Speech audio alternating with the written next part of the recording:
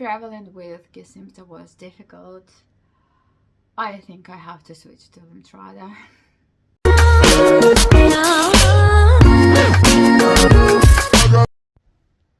Hi, this is Christina, and on this channel I talk about MS and not only.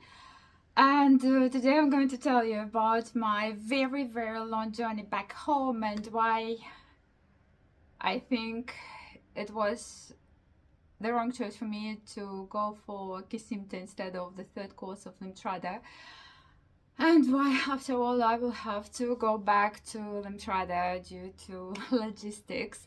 So I have very recently traveled back home, and due to some reasons my journey now takes a long time. Like, when I say long time, I do mean a very long time. So first I have to catch 2 planes with a connection. So usually it's like one plane, let's say for example like 4 hours, then a connection 3, 4, 5 hours, just depends on how lucky I am. And then the next flight can be anything, depends how I fly, where I fly, like 4 or 5 hours. So we are talking about, let's say, first part of the journey is 15, 16, 17 hours, and we have to remember that first we have to drive to the airport. So first segment of the journey, let's say, is around 16, 17 hours. And I'm traveling with kesimpta, which has to be kept in a fridge, or like the temperature has to be between 2 and 8 degrees. And somebody can tell me, Christina, there are fridges on aircraft. No, they aren't. They have wine chillers, they might have some ice, but they do not have fridges. I mean, it's Google, you can Google it, Googleable information, like it can easily be Googled. And I have a friend who is a flight attendant with a major airline, and usually like it can be problematic to put medications there because there may not be enough space, or there may not be enough ice and ice there to keep drinks and wines for business class passengers and everything else. So flight attendants may be recommended not to take medications from the passengers.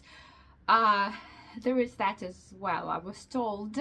So on that can be problematic, and during connection, like, there is nothing. And I do have a special thermos for medications, but it can only keep this temperature up to 8 degrees for like, what, 10 something hours.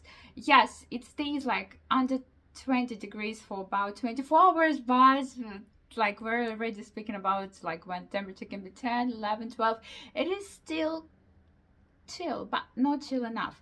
So that's the first segment of my journey. The next segment of my journey is the train, which is at least 12-13 hours to my city. And also we have to remember about the time between the plane and the train, which can be anything. It's at least a few hours, like 3-4 hours. So then we add extra 20 hours, and then it's like, what, 26, 27 hours overall. And there is no thermos in the world which can keep these temperatures, right? Well, this time I was extremely lucky, but it made me think that I did make the wrong choice in my special case. Kesimpta might be a great choice for somebody else, but in certain circumstances it's a bad choice. So during my first flight, so I took my thermos, and I didn't ask flight attendants on my first flight to do anything. And so it was first flight, like 4 something hours, then about 5 hours at the airport, and then I noticed the temperature was starting to rise, like it was already 4, 5, it was going back and forth because it was a little bit chill inside the airport. But when I put it in the bag, like by 1 degree, the temperature was rising, so it was still under 8 degrees. However, I had about 4.5 hour flight next, my second flight. So on my next flight I asked a flight attendant if she could take my medication. So yeah, I'm going to ask the captain or something, and then they came to me and took my medication. So perfect. Probably they put them in the wine chiller or some ice area if they have. The problem is there may not be ice on the plane. If, for example, if it's the plane flies to some destination and then flies back, my friend told me they may run out of ice, because ice is usually loaded on the aircraft in the hub airport, like where this plane was flying from, if you know what I mean. So there is always a chance that there may not be ice. But I was lucky they took my thermos, and by the end of the flight, the temperature dropped to 1 degree, like when they gave it back to me. So it's all good. So I was lucky this time because I was staying with my friend in that city. So my friend picked me up from the airport. So after this it was 17-18 hour journey, I didn't have to catch the train. So my medications safely were put in a fridge, and that's it. Then I had a couple of days with my friend, and then I was catching the train. My train was 17 hours, so the journey was 17 hours, and that was something I didn't expect. There are different railway companies, which, like, when I say different, it's like maybe a couple, like 2 or 3, and I checked the rules with the major one. I even gave them a call. Like, they said yes, if they're like important medications, yes, you can ask a train attendant to put them in the fridge. And I was like, okay, I asked, perfect, I will just do it on the train. I got on the train, and I have a 17-hour journey ahead of me. Like, that's proper long, and it can get warm on the train. And the train attendant told me, no, we are not allowed to take medications. And she also said it in a, like, it's not like, no, she said we are banned from taking medications. I was like, I had like a proper minute of panic, like I'm carrying these extremely expensive medications with me. And I'm like, what do you mean? Like, I called the support, and they told me that no, we're not allowed. And then I'm like, oh no, I'm taking a train with a different railway company, and I go onto their website. I check, they're really banned. I can understand why, but it's irrelevant for the story. And I text my friend who is a lawyer, and I'm like, hey, can you please check? Can I do something about it? Like, maybe it breaks some federal laws, like their internal laws, they might be contradictory to the federal laws. And he said, no, they're like nothing you can do. You can just say that if you die right here on the plane, the investigators are not going to think about your rules. They are going to punish you. But I decided not to say if I'm going to die on the train, nobody's going to care about your rules. So I was like, okay, let's hope. I will just put this thermos in somewhere, find a cooler place, put it there for the next 17 hours. But I was extremely lucky. Like, that's just like, you know, I don't believe in any external powers or anything, but that was it. Maybe I have to start believing. There was a guy right next to me, and like in my compartment, so to speak, and he was carrying a big cooler bag, like a proper big cooler bag.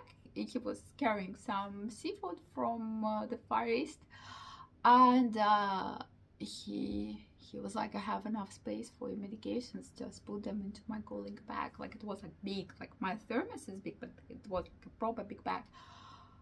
And he was like, I heard, like, that's just like, that's horrible that they are not letting you put your medications. But so you end up put them in his bag. So to be honest, the temperature was about 1 degree all the time, because when I was getting off the train like 17 hours later, like the thermometer in my thermos was showing 1 degree, which is great. So I was lucky throughout this journey, but I can't, like, but sometimes I just wanted to be able to travel like without stopping in a city. Yes, I spend time with my friends, but sometimes it's just not possible. Yes, my friends have jobs, they can be busy, so it's not like, oh, Christina is traveling, let's take days off just to spend a couple of days with her. That's unrealistic thinking, right? You have to always think about like the scenario when you have to be able to do things your own way. And let's say in the scenario when I'm catching plane connection, plane train, like plane connection train. Traveling with kesimpta is unrealistic. Let's say if they refuse to take medications on board, and they can do it. If they refuse to take medications on the train, and they can do it. Like, if we're speaking about traveling to massively big countries, I don't know, if it's traveling through small places where you just catch trains which take like 2, 3, 4 hours, it's like really thermos can hold the temperature like under 8 degrees for more than 10 hours, like 10, 11, 12, something like that. It will, like, short European flight, maybe then a taxi ride, perfect. But in my case, that's unrealistic. Oh, and my doctor here, she was ready to give me the 3rd course of Lemtrada, but because I'm already on kesimpta, that's just undoable. So I will have to contact my hospital in England and tell them that it's either ruin medications or like accept the fact that, let's say, if I come here for a couple of months, I have to skip my injections. And to be honest, that means this Lemtrada independence, I'm terrified of the 3rd course because if I manage to avoid the major side effects during my first courses, I know that the risks after the 3rd course increase significantly because most people develop major side effects after the first. We're speaking about people with advanced MS. You know, our health is already not great because we have done so many medications. Yes, so I'm not speaking about people who are relatively healthy, who started. No, I have a weakened immune system, my whole body not as strong to fight anything. So yeah, so that was a long journey. I was lucky, like, thank you universe, thank you God, like something maybe I have to start believing. But yeah, but it's unrealistic. It really is unrealistic to travel with kesimpta.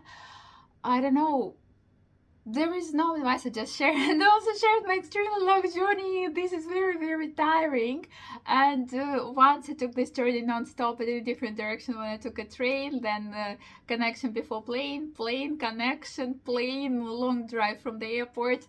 So I have this, but I was like, and it's very tiring. I also noticed that I will talk about it in my next videos, that I now find it much more difficult to live independently, but it's a different story. Like, yes, so when you choose kesimpta,